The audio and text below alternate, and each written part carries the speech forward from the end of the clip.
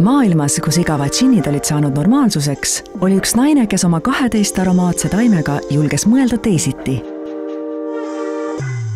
Tema lillelise džinni defineerisid lisaks kadakale 2 taime.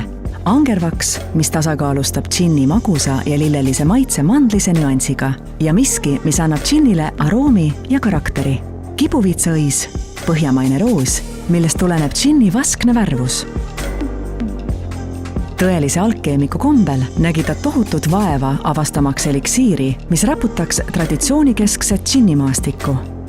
See avastusretk ei oleks aga saanud alata, kui poleks olnud Mamma Ilset, 100-aastast vaskkatelt, mis on selle džinni vundamendiks ning mille ainulaadne sära inspireeris vaskse pudeli disaini.